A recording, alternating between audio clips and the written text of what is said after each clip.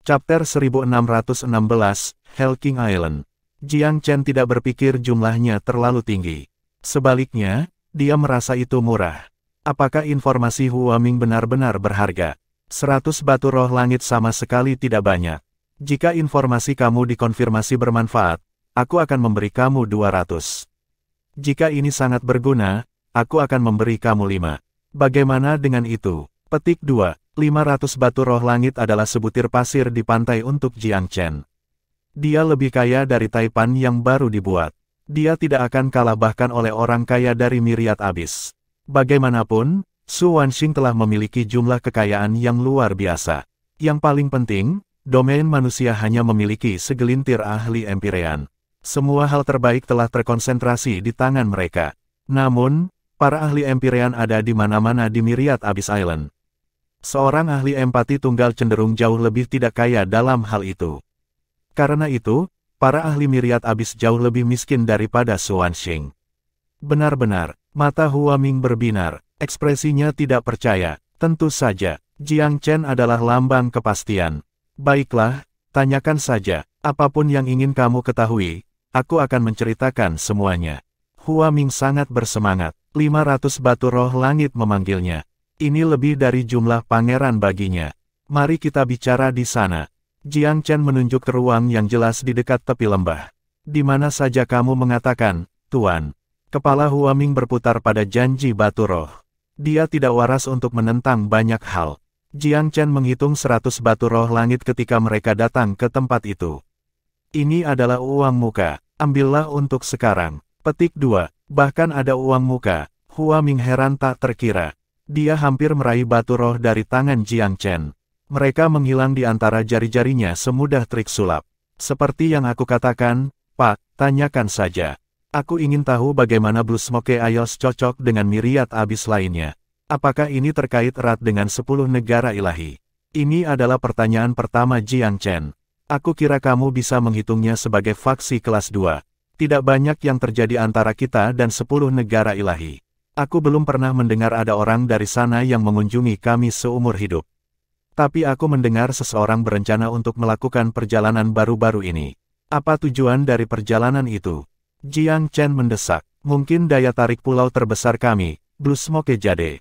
Giok kami tak tertandingi di seluruh Myriad Abyss, dan rumor mengatakan bahwa mereka berasal dari zaman purba. Beberapa batu giok memiliki warisan kuno yang tertanam di dalamnya. Sekitar beberapa abad, Kepulauan Blue Smoke memiliki festival akbar untuk menggali batu giok. Aku percaya satu terjadi tahun ini. Banyak rumah besar dari 10 negara ilahi akan mengirim perwakilan ke sini. Petik 2. Menggali giok. Jiang Chen menemukan ini agak membingungkan. Di mana tepatnya batu giok? Oh, hampir di mana saja, selama kamu tahu bagaimana mencarinya. Tapi tempat paling produktif adalah Yellow Dragon Ridge, di sebelah timur. Ada banyak batu giok di sana dalam puluhan ribu mil, tetapi pemerintah membatasi upaya penggalian. Ini adalah sebidang tanah yang terlindungi dengan baik. Ini pertama kalinya kamu datang ke Blue Smoke, teman, jadi ingatlah ini dengan baik, jangan berkeliaran di Yellow Dragon Ridge. Kalau tidak, kamu mungkin mati tanpa menyadarinya. Petik 2. Jiang Chen memiliki sedikit minat pada Blue Smoke Jade. Pengunjung dari 10 negara ilahi jauh lebih menarik. Dia juga mendengar bahwa 10 negara ilahi memberikan batasan ketat pada imigran, dan telah bertanya-tanya bagaimana dia bisa masuk ke negara ilahi abadi. Ini adalah topik yang mutlak perlu dipertimbangkan. Apakah kamu pernah mendengar faksi dan rumah apa yang datang dari 10 negara ilahi? Jiang Chen bertanya lagi. Hua Ming menggelengkan kepalanya. Tidak ada yang tahu sekarang. Mungkin keluarga kerajaan Blue Smoke mungkin. Petik 2. Jiang Chen tahu bahwa bocah itu tidak mungkin mengetahui rahasia seperti ini. Dia mengubah topik pembicaraan. Hua Ming, apakah kamu tahu jika ada pulau dengan afinitas khusus untuk menembak di sekitar sini? Semakin sepi, semakin baik. Petik 2. Afinitas untuk menembak. Hua Ming berkedip, lalu berkata, tentu. Pulau Raja Suci. Petik 2. Pulau Raja Suci. Tempat macam apa itu? Petik 2. Yah. Hell King Island adalah nama aslinya. Pulau itu memiliki gunung berapi alami, dan perairan di sekitarnya hampir mendidih sepanjang tahun. Airnya mengepul ratusan mil, seperti panci besar berisi sup asin yang akan mendidih. Bahkan beberapa penggarap atribut api tidak berani mendekati. Banyak yang pergi untuk melatih diri mereka sendiri, tetapi sedikit yang berhasil kembali. Orang-orang yang memang sering menjadi ahli terkenal. Petik 2. Jiang Chen sangat gembira. Katakan, di mana pulau itu? Seberapa jauh dari sini? Apa koordinasinya? Petik 2. Hua Ming tersenyum kecut. Saudaraku, apakah kamu seorang penggarap atribut api? Tolong tenanglah. Pulau itu adalah tempat yang menakutkan. Dari 100 orang yang pergi ke sana, 99 meninggal. Apakah kamu ingin pergi ke sana untuk melakukan terobosan? Petik 2. Obrolan yang cukup. Apakah kamu ingin batu roh kamu atau tidak? Ekspresi Jiang Chen menjadi gelap. Ah, aku baru saja mengingatkanmu. Hua Ming bukan pemuda dengan niat buruk. Dia tidak ingin seseorang yang cukup baik untuk memberinya batu untuk menghadapi kemalangan. Dia telah berbicara karena kebiasaan muda. Jangan khawatir, bahkan jika 9.999 mati dari 10, aku akan menjadi satu-satunya yang selamat. Menjawab pertanyaan aku, baik, Pulau Helking tidak jauh dari Kepulauan Blue Smoke. Mungkin 18.000 mil ke timur dari sini, lalu sedikit lebih jauh ke utara. Aku mendengar para kultivator harus mengelilingi area itu, dan hanya sedikit yang mau benar-benar pergi ke sana. Mengapa? Lautan yang mendidih seharusnya tidak mempengaruhi pembudidaya terlalu banyak. Bahaya apa yang ada di sana? Petik 2. Bukan hanya lautan, tapi gunung berapi di sana kadang-kadang meletus pada suhu yang luar biasa. Hal-hal yang dikeluarkannya panas dan cukup kuat untuk menerobos pertahanan para ahli Empyrean. Seorang kaisar agung yang lewat bisa dengan mudah diubah menjadi abu. Petik 2. Informasi ini sedikit lebih berguna. Namun, Jiang Chen tidak menunjukkan sedikit ketidaksenangan terhadap hal ini. Sebaliknya, dia cukup senang. Bukankah itu tempat yang paling dicintai burung vermilion? Burung vermilion membutuhkan tempat semacam ini untuk melengkapi ritual kelahiran kembali. Peluangnya untuk sukses akan sangat meningkat. Hua Ming menggelengkan kepalanya dengan cepat. Jelas, dia berpikir bahwa saudara barunya gila. Jiang Chen bertanya beberapa detail lagi tentang Helking Island. Aku tidak tahu lebih dari itu, jawab Hua Ming. Jika kamu ingin tahu lebih banyak, aku sarankan kamu pergi ke kota yang lebih besar di pulau dan mencari info di sana. Itu terdengar seperti ide yang lebih baik. Petik 2. Baik, katakan padaku, ada berapa banyak ahli di Kepulauan Blue Smoke? Petik 2. Pakar, itu sulit dikatakan. Kami jelas memiliki beberapa ahli Empyrean hebat, dan tentu saja lebih banyak pakar Empyrean menengah dari itu. Aku kira pakar Empyrean kecil adalah kekuatan yang harus diperhitungkan juga. Sebagian besar di sini dianggap cukup kuat adalah kaisar besar. Ranah asal adalah titik awal, dan ranah bijak dan kaisar belum sempurna. Petik 2. Jiang Chen tidak mengatakan apa-apa tentang itu. Dalam aliansi kerajaan 16, pembudidaya kerajaan asal adalah ahli tingkat nenek moyang. Namun mereka dianggap belum sempurna di Blue Smoke. Anak-anak berusia 3 hingga 5 tahun dapat mencapai tingkat itu. Ranah kaisar besar telah dianggap sebagai puncak pencapaian dalam wilayah manusia sejak lama, tetapi seseorang seperti itu hanya bisa dianggap cukup kuat di sini. Itu berarti mereka adalah sama seperti kultivator orang bijak dan kaisar di wilayah manusia. Dan ini juga hanya ada di Kepulauan Blue Smoke. Sebagai faksi kelas 1, 10 negara ilahi pasti akan lebih absurd. Tampaknya 10 negara ilahi memiliki kekuatan di luar perkiraan. Seberapa menakutkan Pulau Myriad Abyss? Apakah akan ada ahli tingkat ilahi? Dia benar-benar tidak yakin. Ahli ilahi milik pesawat surga. Setiap ahli ilahi dapat secara wajar disebut dewa. Jiang Chen berpikir mustahil bagi Myriad Abyss untuk memiliki keberadaan seperti itu, tapi dia tidak lagi menghibur keyakinan itu dengan pasti. Setelah mengajukan beberapa pertanyaan lagi, Jiang Chen belajar lebih banyak tentang kekuatan Kepulauan Blue Smoke. Dalam prosesnya, dia juga tahu lebih banyak tentang pameran perdagangan di Oriole Valley. Saudaraku, kata Hua Ming, kamu terlihat seperti orang yang sangat penting. Namun, meskipun pameran dagang di sini di Oriole Valley tidak terlalu tinggi, ada kesepakatan sesekali yang terjadi. Aku telah tumbuh di sini sepanjang hidup aku. Itu terjadi beberapa kali setiap kali pameran dagang terjadi. Petik 2. Penawaran, itu terjadi. Jiang Chen menjadi penasaran. Ini semua tentang Blue Smoke Jade, kamu tahu. Beberapa batu giok sulit diidentifikasi dari penampilan permukaannya. Sulit untuk menentukan berapa banyak warisan yang dikandungnya. Beberapa tahun yang lalu, ada sepotong batu giok murah yang dijual dengan harga murah, tetapi ternyata itu merupakan kesepakatan yang luar biasa. Giok itu berisi gumpalan kehendak ahli kuno, yang mampu memberikan tekanan besar dalam pertempuran. Bahkan para ahli Empyrean berpotensi menyerah padanya. Ada saat lain ketika, Huaming memiliki banyak cerita untuk diceritakan tentang lembah Oriole. Jiang Chen memiliki kesan yang agak baik terhadap pemuda itu. Bocah yang berantakan ini memiliki cara hidupnya sendiri. Kalau tidak, akan sulit baginya untuk bertahan hidup di Oriole Valley, apalagi berkembang. Jawaban atas pertanyaannya sudah cukup berharga. Jiang Chen merasa 500 batu roh langit menjadi upah yang layak. Dia menyerahkan seluruh uang itu kepada Huaming. Anggap 100 sebelumnya sebagai tipmu. Ini adalah bayaran yang pantas untuk kamu. Kemurahan hati Jiang Chen disambut dengan kegembiraan karena sikapnya yang sementara. Huaming menyingkirkan batu roh itu, lalu menatap apa yang dia lihat di depannya. Lihat, ada pengumuman publik semacam itu. Sesuatu yang mengesankan harus terjadi. Kalau tidak akan ada satupun selama pameran perdagangan. Ayo, mari kita pergi dan melihat. Dia menyeret Jiang Chen ke arah itu. Karena tidak ada yang lebih baik untuk dilakukan, Jiang Chen membiarkan dirinya dibawa ke tontonan. Papan buletin memang memiliki pengumuman publik baru di atasnya. Itu adalah hadiah. Bahkan ada potret. Dia hampir tertawa ketika melihat gambar itu. Ada dua patung di sana, satu dari penampilannya di Winterdraw Island, yang lain, Su Hong. 3 rumah besar dari bangsa ilahi Polylore dengan ini mengumumkan bahwa kita bersumpah untuk membalas dendam pada kedua penjahat ini. Siapapun yang menangkap mereka hidup-hidup akan dihargai 10 juta batu roh langit. Siapapun yang memberi petunjuk, 2 juta batu roh langit. Siapapun yang membunuh mereka, 5 juta batu roh langit. Chapter 1617, Purchasing the Heaven-Cloud Ganoderma. Jiang Chen diam-diam bersyukur bahwa dia mengenakan penyamaran dan mengubah identitasnya menjadi Sao Yuan. Nama itu pernah mengambil domain manusia oleh badai, tetapi tidak ada yang tahu di sini.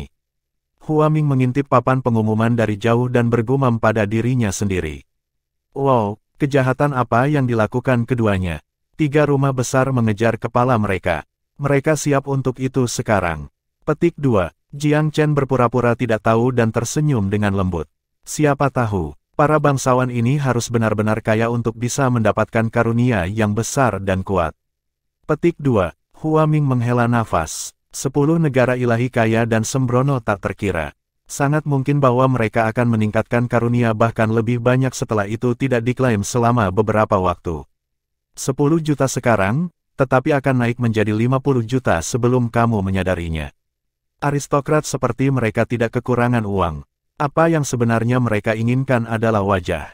Begitu mereka mengeluarkan perintah pembunuhan, mereka tidak akan pernah beristirahat sampai selesai. Petik 2. Jiang Chen tertawa. Haha, kurasa mereka berdua sama saja sudah mati. Petik 2. Yah, sulit untuk mengatakannya dengan pasti. Sebagian besar perintah membunuh yang dikeluarkan di Pulau Myriad Abyss telah dipenuhi, tetapi ada pengecualian. Informasi yang diberikan untuk karunia ini tidak terlalu rinci. Kejahatan yang dilakukan 2 orang ini harus sangat serius. Petik 2. Sebuah Jianghu pengembara tiba-tiba memotong pembicaraan mereka dengan tawa mengejek. Orang bodoh-bodoh, kamu harus pernah menginjakkan kaki di luar kepulauan Blue Smoke sebelumnya. Rumor sudah menyebar jauh dan luas. Petik 2. Huaming bukan yang paling tersinggung. Sebaliknya, dia tersenyum dan tersenyum dengan hati-hati. Saudaraku, menilai dari aura yang kamu keluarkan, aku bisa mengatakan bahwa kamu adalah seorang penjelajah berpengalaman. Mungkin kamu dapat mencerahkan kami dan berbicara tentang rumor. Petik 2. Intelijen tampaknya merupakan keahliannya. Dia sangat tak tahu malu dan ingin tahu ketika datang ke informasi. Pengembara bahkan tidak bisa diganggu untuk melihat Huaming lagi. Namun, ia tampaknya telah memperhatikan udara Jiang Chen yang tidak biasa dan tidak berani terlalu merendahkan. Dia tertawa aneh. Ada insiden di Pulau Winterdraw, bagian dari kepulauan peremajaan. Rumor menyatakan bahwa beberapa orang jenius dari Polylore Divine Nation terbunuh oleh keduanya. Detailnya sangat rumit, tetapi ini adalah topik saat ini di mana-mana di luar. Petik 2. Mata Huaming berbinar. Maafkan aku, saudara, apakah mungkin bagi kamu untuk membagikan beberapa detail? Kerumunan di sekitar papan terlibat dalam diskusi panas, minat mereka pada karunia sangat jelas. Namun, ada beberapa boost skills juga. Hadiahnya sangat tinggi, tetapi dengan imbalan besar datang risiko tinggi. Memang, mereka tidak akan menjadi karakter sederhana jika keluarga bangsawan mengeluarkan hadiah untuk mereka. Petik 2. Lupakan, uang sebanyak ini tidak seharusnya menjadi milik kita. Dengan sedikit keberuntungan, mungkin kita bisa menemukan beberapa petunjuk dan membuat 2 juta batu roh Empyrean. Itu bagus juga. Petik 2. Akhirnya, percakapan mereda dan kerumunan perlahan menghilang. Jiang Ho pengembara adalah realis dan tahu bahwa karunia semacam ini tidak dimaksudkan untuk menjadi milik mereka. Ketertarikan mereka dengan cepat menghilang setelah gelombang antusiasme awal. Hua Ming tertawa setelah menyadari bahwa Jiang Chen masih melihat papan tulis. Saudaraku, apakah kamu tertarik dengan hadiah itu? Yang terakhir tersenyum. Memang, 10 juta batu roh Empyrean adalah jumlah yang cukup besar. Petik 2. Itu benar, tapi mungkin tidak pintar untuk terlibat dalam hal seperti ini. Kamu tidak dapat menyinggung seseorang dalam pelarian seperti ini, Hua Ming menyarankan dengan sungguh-sungguh. Jiang Chen mengangguk setuju. Aku tidak percaya ada hadiah pada Su Hong dan aku. Dia berhasil keluar dari Blacklight Mountains juga. Dia jauh lebih kuat dari yang aku kira, dan untuk bisa keluar tanpa ketahuan. Potensinya sangat menakjubkan. Su Hong telah dapat memulai karena terima kasih atas peringatan Jiang Chen, menerima sewa kedua dalam hidup. Jiang Chen melirik papan sebelum melirik dan menuju ke area perdagangan. Seperti pelayan pribadi, Ming Hua mengikutinya dengan rajin. Dia tidak menentangnya karena dia tidak memiliki kesan buruk tentang pemuda itu. Dia berjalan santai melewati kios-kios lantai, memeriksa barang-barang di sepanjang jalan. Ming Hua bertanya dengan rasa ingin tahu ketika dia memperhatikan bahwa Jiang Chen tidak berhenti untuk satu hal. Saudaraku, mengapa kamu tidak melihatnya? Apakah kamu yakin tidak ada yang baik di sini? Petik 2. Jiang Chen tertawa. Bagaimana kemungkinan ada sesuatu yang baik di kios-kios lantai? Terkejut, Ming Hua mengangguk dengan jujur. Tidak terlalu tinggi. Jika itu masalahnya, mengapa aku harus repot mencari satu persatu? Ada puluhan ribu kios di sini. Apakah aku harus memeriksa semuanya? Petik 2. Ming Hua tidak tahu harus berkata apa tentang itu. Dia menghela nafas panjang setelah beberapa saat berlalu. Tapi, bagaimana kamu tahu kalau ada sesuatu yang baik jika kamu tidak melihat? Aku punya cara aku. Jiang Chen tersenyum misterius. Ada banyak hal yang tidak dia ungkapkan. Dia menyapu isi kios ketika dia berjalan melewati mereka. Jika ada sesuatu yang menarik perhatiannya, dia akan berhenti untuk melihatnya. Tetapi karena belum ada sesuatu yang layak, mengapa dia membuang-buang waktu? Dengan pengetahuannya yang luas dari kehidupan masa lalunya dan tingkat kesadaran saat ini, sangat sulit bagi harta apapun untuk lepas dari matanya. Kekecewaan mereda setelah berjalan melewati deretan kios. Barang-barang yang tersedia untuk dijual tidak benar-benar sampah, tetapi sangat basi dan tidak menyenangkan. Mereka mungkin berguna untuk seorang kultivator kerajaan, tetapi mereka benar-benar tidak berguna baginya. Yang dia inginkan adalah tawaran yang tidak terduga. Tanpa mereka, dia tidak bisa diganggu untuk berhenti. Hua Ming mulai merasa sedikit cemas dan mengundurkan diri ketika Jiang Chen tiba-tiba berhenti di depan sebuah kios. Orang yang menjalankan warung itu adalah pemuda yang bertubuh kekar, pendek, dan sedikit gemuk. Dia tampak cukup jujur dan tergagap ketika Jiang Chen berhenti di depan kiosnya. "B pelanggan sayang, apa yang kamu cari?" Jiang Chen memiringkan kepalanya sedikit sambil menatap Heavencloud Ganodermas yang dipamerkan. "Berapa banyak untuk ramuan roh ini?" Dia bertanya sambil tersenyum. Ini adalah bahan utama dalam menyempurnakan pil kebon Kaisar Supremasi. Itu sangat langka dalam domain manusia, dengan hanya sedikit yang tersedia pada waktu tertentu. Yang dipajang di warung itu bermil-mil lebih baik daripada apapun yang ditemukan di wilayah manusia, jadi itu praktis cinta pada pandangan pertama. Karena dia sekarang seorang kaisar yang hebat, pil-pil ini akan sangat mempercepat kemajuannya. Secara alami, dia ingin membelinya. Ramuan roh kaliber ini bisa memakan biaya hingga ratusan juta batu roh suci di wilayah manusia. 100 juta batu roh suci kira-kira setara dengan 1 juta batu roh raja. Pelanggan yang terhormat, jika kamu tertarik pada Ganodermas Heavencloud, mereka masing-masing 800.000 batu roh. Jika kamu mengambil semuanya, aku bahkan akan memberi kamu diskon 10%. Bagaimana dengan itu? Petik 2. Harga anak muda yang jujur sangat masuk akal. Itu jauh lebih rendah daripada di domain manusia. Ganoderma Heavencloud dari tingkat ini akan menelan biaya lebih dari 100 juta batu roh suci, setara dengan lebih dari 1 juta batu roh Empyrean. Tapi di sini, mereka hanya masing-masing 800.000 batu roh Empyrean dan bahkan ada diskon 10%. Ini lebih masuk akal. Jiang Chen menghitungnya hingga menemukan total 6. Aku akan mengambil semuanya. Sikapnya yang terus terang membuat pemilik toko terperangah. Bahkan Huaming menilai Jiang Chen dengan tampilan aneh. Orang yang sangat kaya, lihat saja kantung dalam itu. Dia baru saja menghabiskan lebih dari 4 juta batu roh tanpa mengedipkan mata. Banyak yang mampu membayar begitu banyak uang di Kepulauan Blue Smoke, tetapi hanya eselon yang lebih tinggi yang dapat menghabiskannya begitu saja. Huaming benar-benar bingung dengan kemewahan Jiang Chen, ekspresi wajahnya cukup hidup.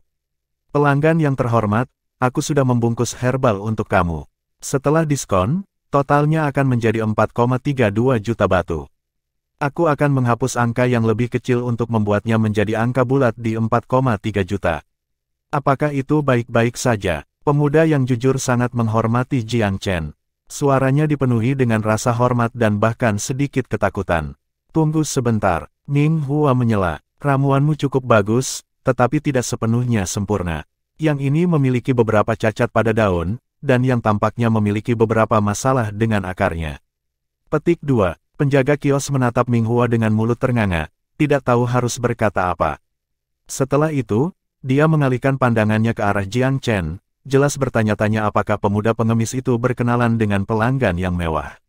Pelanggan yang terhormat, Heavencloud Ganodermas aku memiliki kualitas tertinggi. Kakakmu, pemilik kios jelas tidak mahir dalam tawar-menawar dan tidak bisa berkata-kata oleh tuduhan itu. Kakakmu apa? Pedagang lain di Oriole Valley bahkan tidak berani menyapa pelanggan mereka tanpa memberi mereka diskon 20%.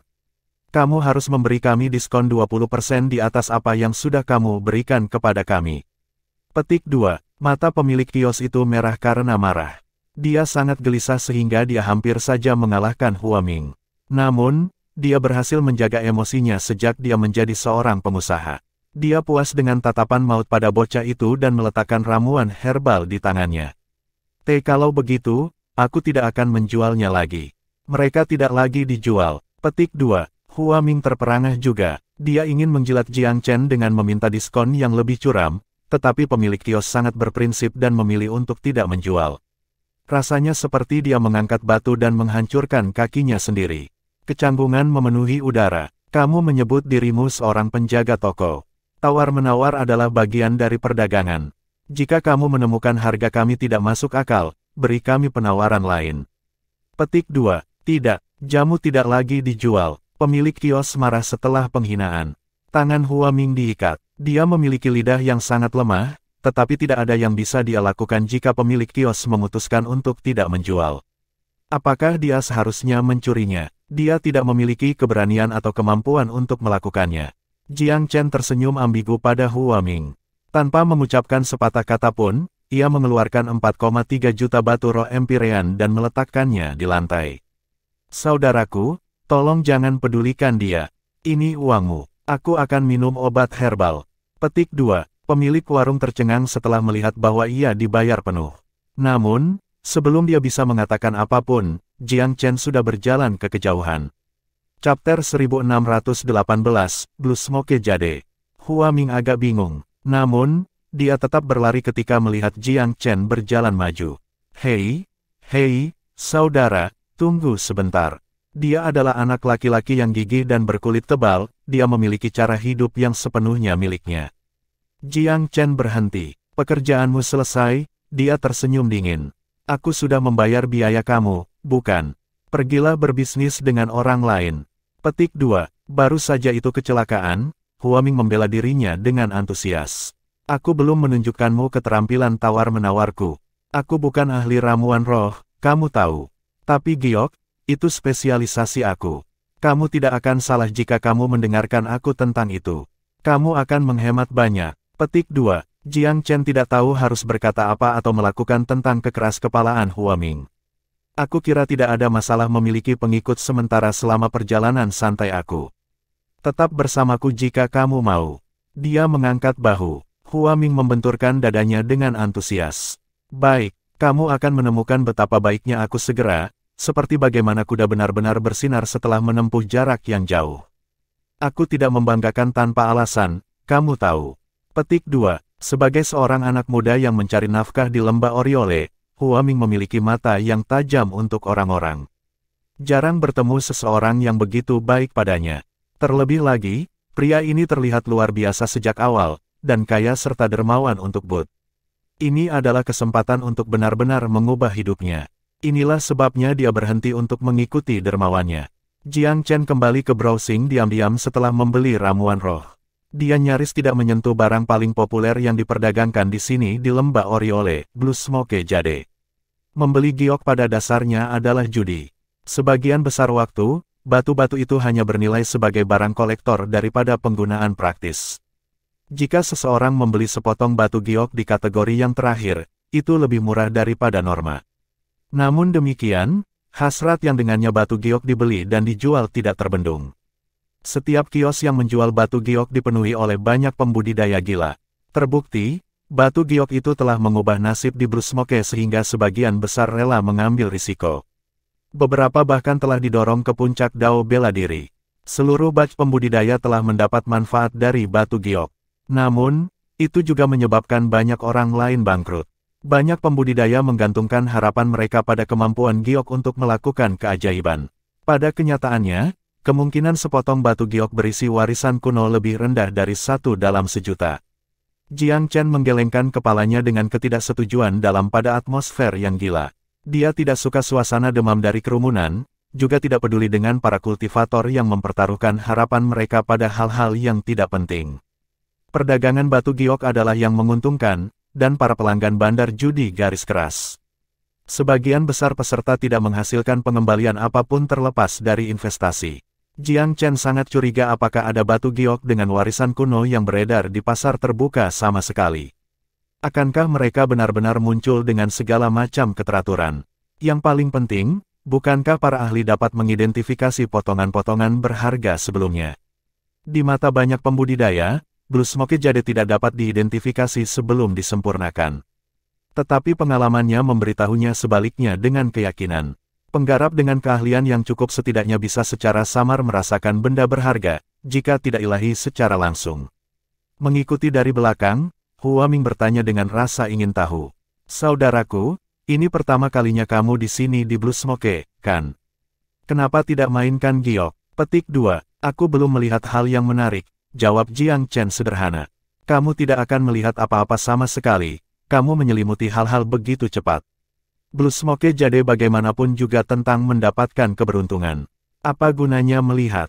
Hua Ming tertawa. Mengapa membuang-buang uang aku jika aku tidak bisa melihat sebelum aku membeli?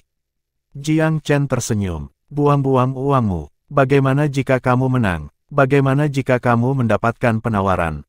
Kamu akan memenangkan hadiah yang tidak mungkin kamu beli. Petik 2. Apa? Apakah ini skema cepat kaya? Jiang Chen menyeringai. Itukah sebabnya semua orang sangat demam di sekitar sini? Ini yang populer di Blue Smoke, men. Jika kamu tinggal sedikit lebih lama di sini di pulau-pulau ini, kamu akan melihatnya sebagai hobi yang paling modis, itu saja. Petik 2. Jiang Chen bukan orang yang mudah diyakinkan. Dia berjalan sekitar secara acak, memindai setiap warung yang dia lewati dengan mata sepintas. Dia tidak mudah memancing batu roh untuk pembelian. Meskipun Hua Ming merasakan gatal di hatinya, dia tidak bisa menuntut keterampilannya untuk digunakan. Batu-batu itu milik orang yang mempekerjakannya. Mereka berbelanja selama 4 jam. Baru saja bocah itu menyerah, Jiang Chen tiba-tiba berhenti di sebuah toko. Penjual ini jelas merupakan pedagang yang cukup besar, dengan banyak pembudidaya berkumpul di sekitarnya. Mari kita masuk dan melihat, ya. Mengatakan ini, Jiang Chen melangkah ke dalam. Hua Ming agak cemas melihat Jiang Chen memasuki toko. Dia paling efektif dalam memberikan tekanan pada kios-kios jalanan. Toko yang lebih besar seperti ini sering didukung oleh faksi tertentu. Meskipun dia adalah influencer yang baik, dia tidak berani dengan ceroboh menawar di wilayah lain. Jika dia ditargetkan oleh kekuatan lokal, dia akan berada dalam lebih banyak masalah daripada yang bisa dicerna. Karena kios-kios jalanan sebagian besar didirikan oleh para penggarap berkeliaran, mereka tidak memiliki koneksi yang akan melindungi mereka dari perundingan agresif Huaming.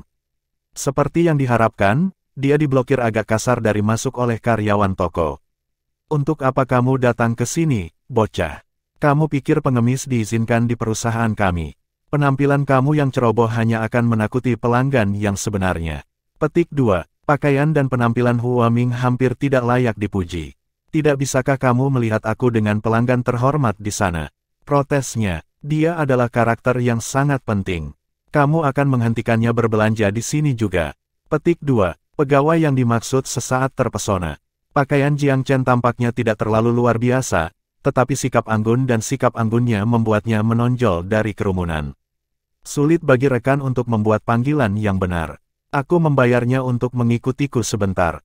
Biarkan dia masuk, Jiang Chen tersenyum. Seringai puas muncul di wajah Huaming segera. Kamu dengar itu? Pelanggan terhormat ini memberitahu kamu apa yang dia inginkan. Kecuali jika kamu ingin mengusirnya, keluarlah dari jalan aku. Petik 2. Karyawan itu bertukar pandang dengan penjaga toko di belakang. Melihat yang terakhir itu diam, dia mengizinkan masuk dengan gusar. Kamu lebih baik tetap jujur, dia memperingatkan, dan menjauhlah dari pelanggan lain. Orang lain telah mempekerjakan aku, Huaming tertawa, jadi aku hanya perlu menjawabnya. Siapa yang peduli dengan yang lain? Petik 2. Jiang Chen mengabaikan Huaming.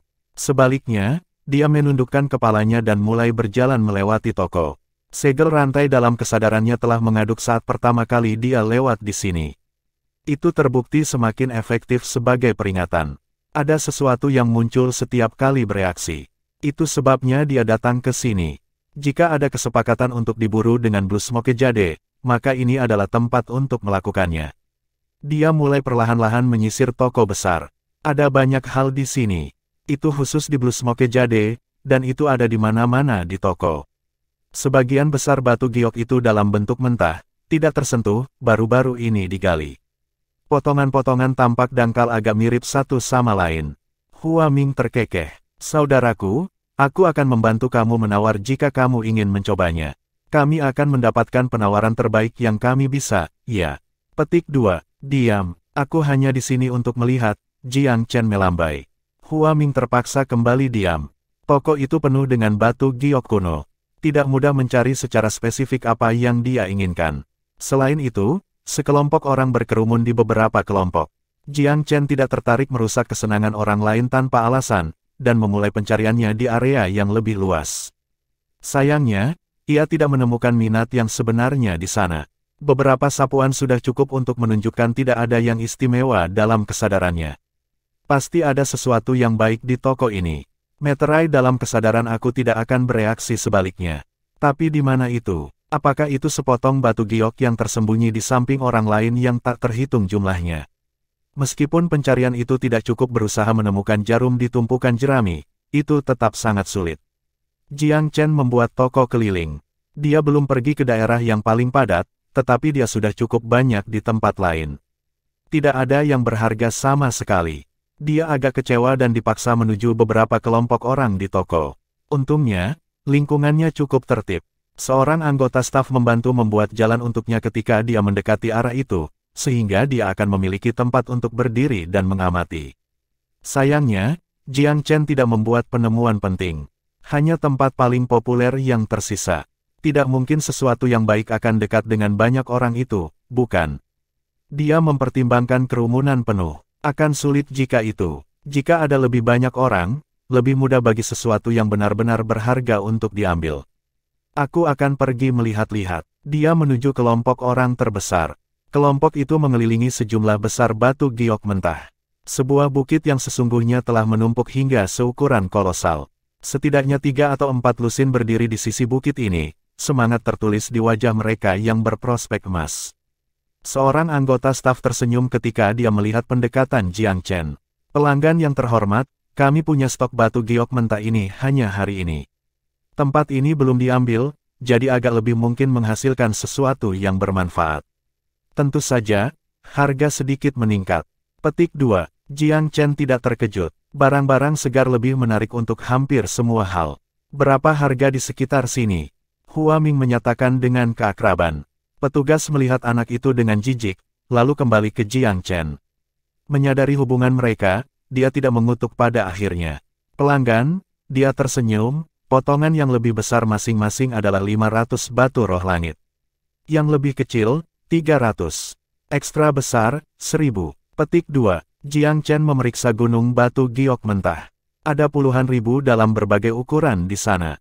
Dia berdecak. Blue Smoke Jade adalah bisnis besar, oke. Chapter 1619, Fighting for Possession. Setumpuk giok ukuran ini berjumlah beberapa lusin juta batu roh langit. Hua Ming berdeham, sepenuhnya mengabaikan ekspresi anggota staf yang agak jijik. Diskon macam apa yang kamu tawarkan? Tidak ada diskon. Anggota staf memelototi Hua Ming, jelas tidak puas dengan kehadiran yang begitu menyakitkan. Apa gunanya anak itu? Tidak ada diskon. Jangan coba-coba menipu majikan aku di sini hanya karena dia orang asing. Aku lahir di sini terus-menerus. Setiap vendor batu giok di lembah Oriole memberikan diskon, ya. Seorang pria yang menonjol tentu pantas mendapatkannya. Petik 2. Siapa kamu? Jika aku boleh bertanya. Anggota staf melirik Jiang Chen. Majikan aku adalah orang penting dari 10 negara ilahi. Kamu bisa menebak identitas aslinya. Dia melakukan kunjungan langka ke Kepulauan Blue Smoke. Kamu tidak ingin meninggalkan kesan buruk, kan? Hua Ming tentu saja ahli kepura-puran. Jiang Chen tersenyum kecut ketika mendengar betapa pentingnya dia seharusnya. Meski begitu, dia tidak membantahnya. Sekarang setelah kata-kata itu keluar dari mulut Hua Ming, dia tidak menemukan alasan untuk menjelaskan. Baiklah kalau begitu, anggota staf memberi Jiang Chen sekali pakai. Karena kamu adalah pelanggan yang berharga, kami akan memberi kamu 10% potongan seperti VIP kami. Jika kamu membeli banyak, 15. Petik 2. Jiang Chen tiba-tiba menyeringai. Aku hanya membeli beberapa potong. Tidak ada yang terlalu banyak. Petik 2. Baik anggota staf dan Hua Ming hampir jatuh karena kaget. Hua Ming sudah membuat persembahannya, tetapi majikannya baru saja mengatakan bahwa beberapa potong adalah yang dibutuhkan. Dia pikir Jiang Chen akan menghabiskan jutaan dengan cara yang sama dengan Ganodermas Heavencloud. Kesepakatan sebesar itu akan luar biasa. Beberapa potong. Berapa nilainya? Ekspresi orang itu menjadi agak canggung. Jika kamu tidak menghabiskan lebih dari 10.000 pelanggan, aku tidak bisa benar-benar memberi kamu. Apa gunanya memberi diskon pada barang-barang senilai kurang dari 3.000 batu roh langit? Tidak ada preseden di toko itu. Aku tidak peduli, asalkan barangmu berkualitas tinggi. Jiang Chen cukup jujur. Setelah akhirnya berhasil masuk, ia meniru yang lain dengan memilih batu giok. Sekarang dia sudah lebih dekat ke tumpukan batu giok mentah, segel rantai dalam kesadarannya bereaksi seperti sebelumnya. Perasaan yang sangat akrab, sehingga aku di sini. Dia memulai pencarian pasien. Pertama, dia menyapu batu giok mentah di tangan pembudidaya. Syukurlah, tidak ada yang istimewa dari semua karya itu. Jika seseorang mendapatkan hadiah yang dia kejar, itu akan cukup merepotkan. Kekhawatiran terbesarnya adalah, tandanya harus berada dalam tumpukan batu yang belum diolah di tanah. Jiang Chen dengan santai menerobos mereka, mengikuti pimpinan yang lain. Kesadarannya sepenuhnya aktif dalam memeriksa setiap bagian dari batu giok. Memiliki begitu banyak orang yang membantu prosesnya tentu mempercepatnya. Tiba-tiba, pikirannya berubah. Sepotong batu giok mentah yang dibawa oleh pencarian orang lain menyebabkan reaksi dalam kesadarannya. Apakah itu satu-satunya? Jiang Chen bergerak dengan tegas untuk mengambil batu giok mentah. Tepat ketika dia mendapatkan jari-jarinya dan hendak mengambilnya, tangan lain meraih sisi batu yang berlawanan. Itu adalah pembudidaya parubaya berhidung bengkok. Dia mengintip Jiang Chen melalui mata menyipit, nadanya aneh. First come first serve, teman. Ini adalah milikku. Aku sepertinya sudah menguasainya dulu, bukan? Jiang Chen tersenyum. Oh, tetapi aku melihatnya terlebih dahulu.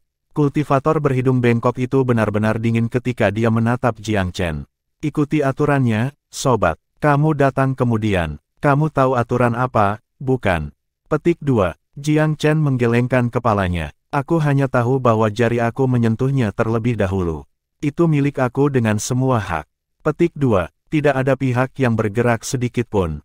Kesal, pembudidaya berhidung kait melotot. Kamu yakin ingin bertengkar denganku soal ini? Jangan salah, kaulah yang bertarung. Jiang Chen membalas dengan dingin dengan baja di suaranya. Gesekan antara dua pria itu mengganggu pelanggan lainnya. Bawalah keluar jika kalian berdua ingin berdebat. Jangan ganggu kita semua. Petik 2. Persis. Itu hanya sepotong batu giok mentah, bukan? Pilih yang lain. Apakah kamu pikir kamu akan menjadi kaya hanya pada bagian itu? Apakah kamu pikir kamu memiliki banyak keberuntungan? Petik 2. Betul, kamu hanya membuang-buang waktu dan meludah. Petik 2. Para pengamat merasa kedua belah pihak bodoh. Hanya seseorang yang otaknya digoreng akan menghabiskan begitu banyak usaha di atas selembar batu giok biasa-biasa saja. Dan tidak ada yang mau memberi 1 inci pun. Mengingat kekecewaan Jiang Chen yang frustasi, pihak lain memilih untuk melakukan trik curang. Dia mengirim arus listrik yang kuat ke batu, berusaha menunjukkan Jiang Chen. Namun, itu hanya terasa seperti seekor semut merayap di kulit Jiang Chen. Itu tidak menimbulkan reaksi sama sekali. Setelah memperhalus garis keturunan Thundercloud Cicada, dia kebal terhadap semua racun dan listrik. Dia tersenyum tipis dengan gerakan ringan dari matanya. Apakah kamu mencoba untuk memberi aku goresan? Masukkan kembali kamu ke dalamnya. Kamu harus menunjukkan kepadaku ketulusan untuk memberikan hadiahku. Petik 2. Ekspresi pria itu menjadi gelap. Dia mulai menganggap Jiang Chen lebih serius. Dia pikir Jiang Chen mudah diganggu karena masa mudanya. 1 peringatan seharusnya cukup untuk membuatnya melepaskan giok. Tapi tidak ada reaksi apapun terhadap serangan itu. Pria itu sepertinya telah melemparkan batu ke laut. Seorang anggota staf datang untuk menengahi konflik. Tuan-tuan, jangan bertengkar di sini. Kalau tidak, kita harus melihat kalian berdua keluar. Petik 2. Aku tidak berkelahi, teman. Jiang Chen tersenyum dingin. Aku hanya ingin mengambil batu giok yang aku minati.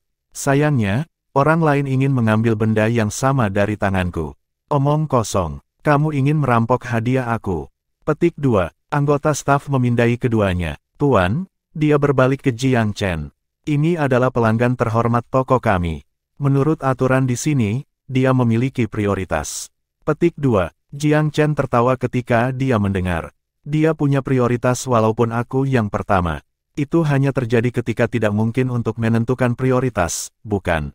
Petik 2. Anggota staf mengerutkan kening, merasa bahwa Jiang Chen bodoh karena kekakuannya. Kamu berdua punya tangan di atasnya, jadi aku tidak bisa mengatakan siapa di antara kamu yang mendapatkannya terlebih dahulu. Mungkin kamu harus ramah dan membiarkan teman ini memilikinya. Dia seorang kultivator yang cukup terkenal, kamu tahu. Salah satu dari North Crown 5. Mengapa tidak membuat kesan yang baik dengan mengambil langkah mundur? Petik 2. Nada suara anggota staf tampak adil, tetapi pada kenyataannya bias terhadap pembudidaya berhidung kail. Sekelompok 5 pembudidaya yang cukup terkemuka di dunia layak mendapatkan akomodasi, bukan? Kultivator berhidung kait dengan santai melepaskan ujungnya, menyilangkan tangan di atas dadanya dan menatap Jiang Chen dengan malas. Dukungan staf menggembungkan dirinya lebih dari itu. Sorot matanya mengejek, artinya jelas, kamu terlalu segar untuk bersaing dengan aku, nak. Jiang Chen tersenyum dingin. Permisi, aku belum pernah mendengar tentang grup semacam itu. Kamu memiliki prinsip kamu, dan aku memiliki prinsip aku. Aku tidak pernah membiarkan orang lain memiliki sesuatu yang aku minati. Bahkan jika Raja Dunia datang dan memintanya, aku tidak akan memberikannya kepadanya jika dia kasar. Petik 2. Kata-katanya membuat setiap pendengar menarik napas tajam. Para kultivator yang telah memeriksa giok sesaat sebelum beralih untuk mengawasinya dengan mata yang ingin tahu. Sikapnya memang sulit. Sangat menarik bahwa seorang pemuda berani berbicara seperti ini, mengingat lawannya dan pendukung toko. Entah dia berani tanpa rasa takut karena ketidaktahuan, atau sebenarnya dari asal yang sangat penting. Mungkin dia benar-benar berasal dari 10 negara ilahi. Anggota staf mengerutkan kening. Kesulitan situasi itu jelas. Toko itu ingin melakukan bisnis pada akhirnya dan tidak bisa melampaui batas-batasnya. Bias dapat diterima, tetapi terbatas. Jika dia terlalu tumpul, akan ada kecurigaan tentang keabsahan toko itu sendiri. Penjaga toko memilih saat ini untuk membuat dirinya dikenal. Dia menyingkir dengan senyum lebar dan memberi hormat kepalan tangan.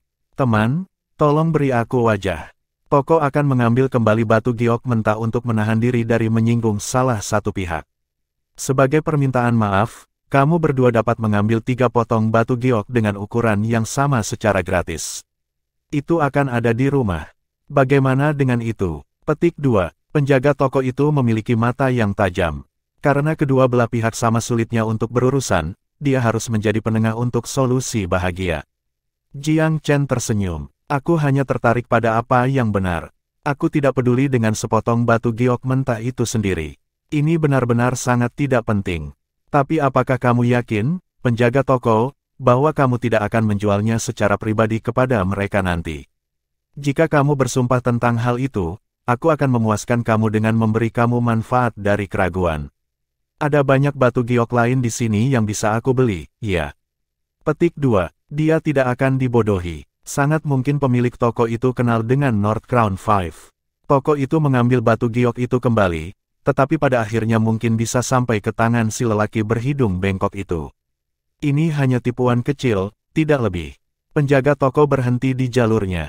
Inilah yang ingin dia lakukan. Senyumnya tumbuh tidak wajar setelah Jiang Chen menembus tipu muslihatnya. Sobat, tidak mudah menjalankan toko. Tolong, sedikit lebih pengertian. Nada suaranya langsung menjadi lebih dingin. Permintaan maafku yang tulus. Aku akan melakukan apapun selain mengambil sepotong batu giok mentah ini. Ketika Jiang Chen mengatakan ini, dia mengeluarkan 500 batu roh langit dan meletakkannya di atas meja. Dalam gerakan yang sama, dia memasukkan batu giok mentah ke dalam cincin penyimpanan. Gerakannya tajam dan tegas. Tindakannya membuat marah toko dan North Crown 5. Penjaga toko menjadi gelap. Apakah kamu memaksakan pembelian, teman? Jiang Chen tidak tertarik pada penjelasan. Semua orang membeli seperti ini. Mengapa aku tidak bisa melakukan hal yang sama? Jika orang lain hanya membeli, bagaimana aku memaksa sesuatu? Petik 2. Dia tidak akan melakukannya dengan sengaja, tetapi tidak ada yang salah dengan memulai perkelahian karena dia ada di sini. Konflik bukanlah masalah, sungguh. Wajah Huaming terlihat sangat hijau. Apa yang kalian maksud? Dia berjuang keluar. Majikan aku adalah orang penting dari 10 negara ilahi. Mengapa kamu memberinya masalah karena membeli sepotong batu giok untuk bersenang-senang? Petik 2. Dia mungkin juga menindaklanjuti tipu muslihat yang dia lakukan sebelumnya. Bukannya Huaming punya pilihan lain. Jika klaim itu cukup mengintimidasi, maka itu saja. Jika tidak, maka biarkan kartu jatuh di tempatnya. Chapter 1620, Konflik. Berbeda dengan Huaming, Jiang Chen mempertahankan ketenangannya. Tidak kehilangan ketenangannya bahkan ketika terjebak dalam situasi yang bermusuhan. Dia berdiri tegak dengan ekspresi santai, tidak memiliki saraf yang biasa atau ketakutan yang biasanya dimiliki orang yang bermasalah. Kehadirannya sangat memikat. Kerumunan tidak bisa membantu tetapi berpikir bahwa mungkin dia benar-benar seseorang yang penting. Bahkan penjaga toko mempertimbangkan kembali Jiang Chen dengan hati-hati. Dia menghabiskan hidupnya mengamati pelanggan dan memiliki caranya sendiri membaca orang. Pemuda ini, bagaimanapun, dia tidak bisa menangani. Jiang Chen tidak berpakaian istimewa dan dengan demikian tidak terlihat seperti keturunan bangsawan dari 10 negara ilahi. Tapi temperamennya, sikapnya yang tenang, dan kehadiran yang tak tertahankan di sisi lain, memang mirip dengan aristokrat. Penjaga toko belum bisa mengambil kesimpulan. 5 North Crown adalah pembudidaya berkeliaran dan memiliki sedikit status yang adil di Jianghu. Tapi tentu saja toko itu tidak mungkin mengambil risiko menyinggung seorang bangsawan dari 10 negara ilahi untuk beberapa penggarap berkeliaran. Semua orang tahu faksi-faksi utama di 10 negara ilahi sangat melindungi mereka. Jika ia berada di sisi buruk rumah bangsawan, toko itu mungkin tidak akan selamat dari masalah yang terjadi setelahnya. North Crown 5 hanyalah pelanggan lamanya. Mereka mungkin menghabiskan lebih banyak uang di sini daripada pelanggan lain, tetapi toko itu tidak memiliki hubungan yang kuat dengan mereka ketika hal itu terjadi. Keraguan-raguan muncul. Penanam hidung berhidung menatap Jiang Chen dengan mencibir. Apakah kamu tahu berapa banyak yang mengaku berasal dari 10 negara ilahi, nak? Kamu jauh dari yang pertama. Beritahu kami siapa kamu jika kamu punya nyali. Jika kamu seseorang yang kami tidak mampu menyinggung, kami akan keluar dari sini. Jika kamu seorang penipu, maka aku akan mengajari kamu banyak sekali pelajaran hari ini. Petik 2. Para pembudidaya ini menghabiskan seluruh waktu mereka untuk menghancurkan daging mereka di dunia. Mereka belajar berbicara dengan cara apapun yang diperlukan oleh kesempatan itu. Mereka ahli membaca ruangan. Kata-katanya terdengar mengesankan, tetapi orang harus membaca yang tersirat. Dia tampak cukup tegas, tetapi sebenarnya, dia telah meninggalkan ruang gerak untuk dirinya sendiri. Itu adalah ilustrasi sempurna tentang intimidasi para korban yang mudah dan takut mereka yang lebih kuat.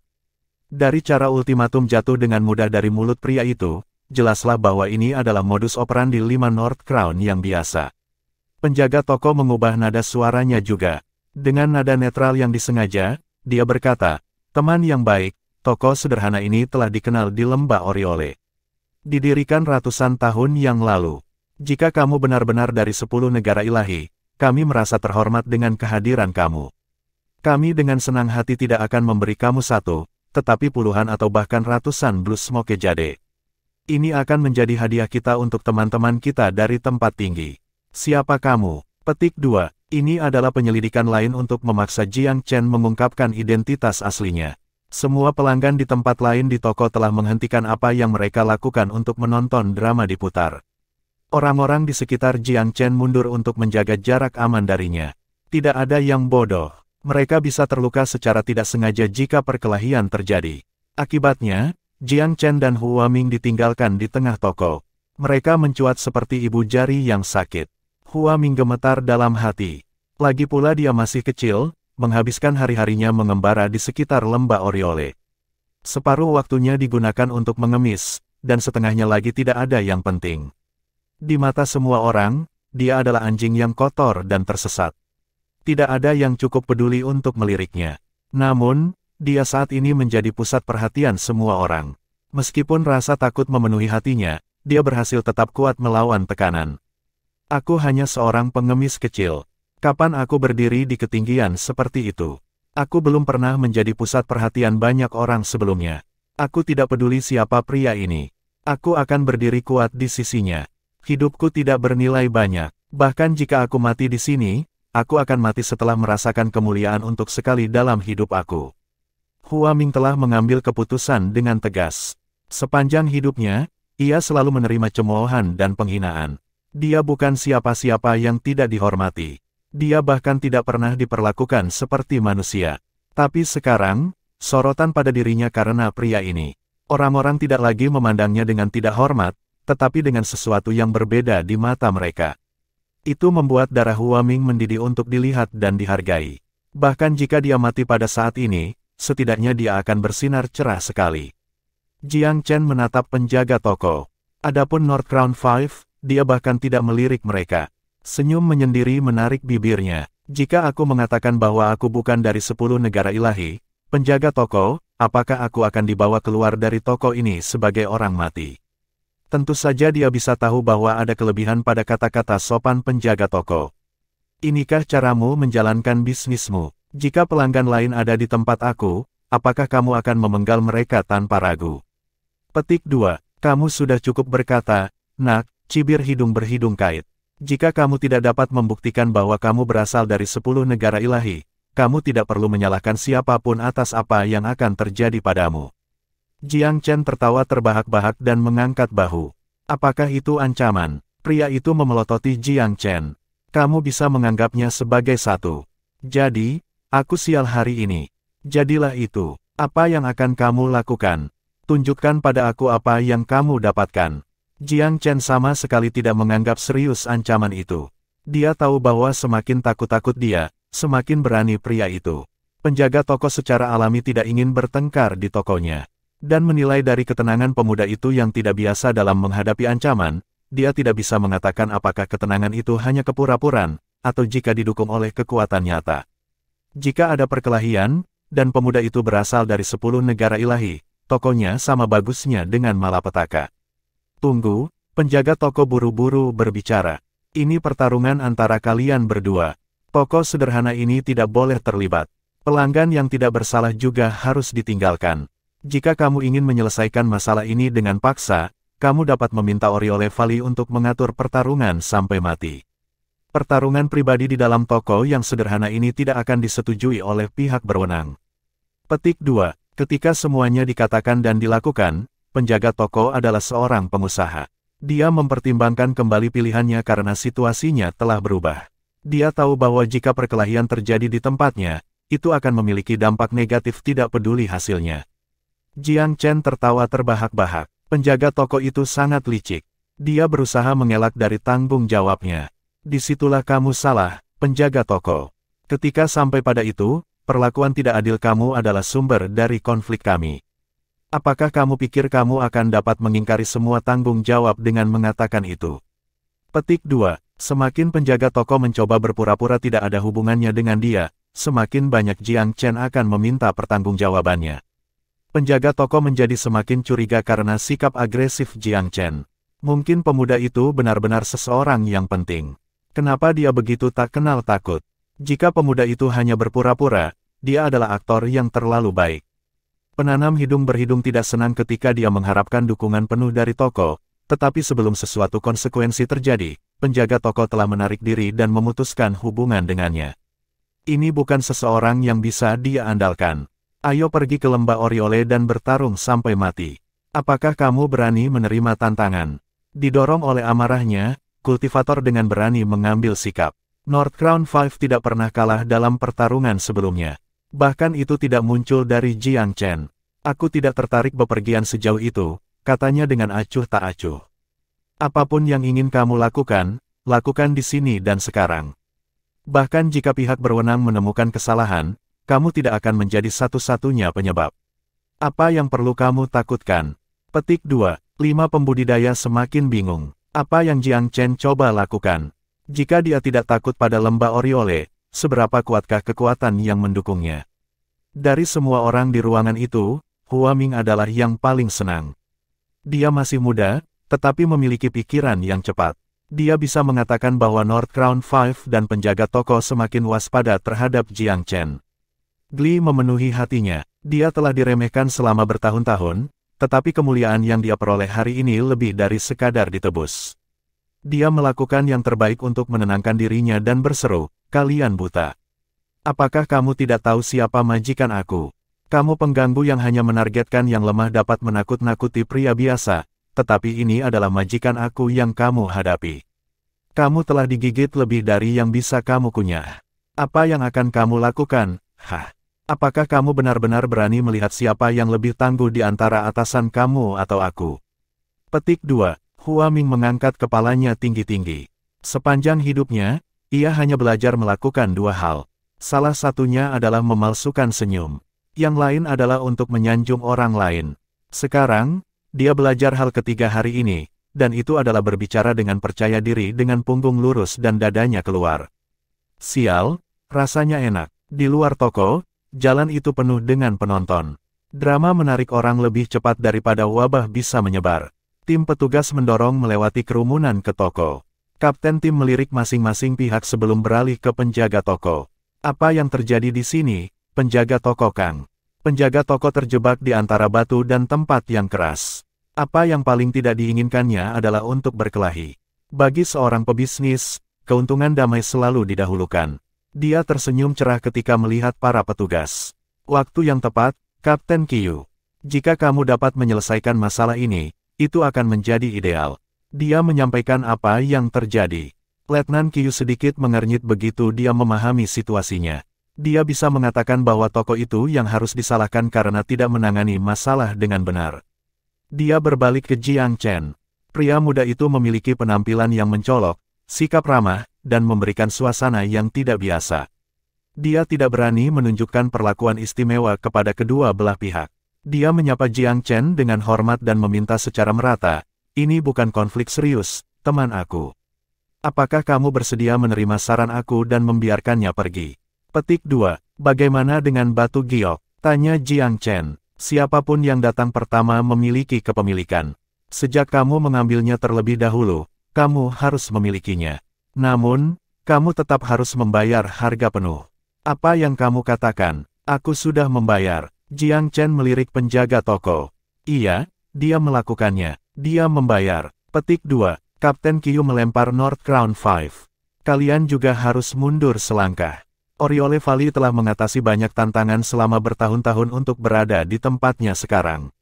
Berhentilah mengaduk masalah sepanjang waktu.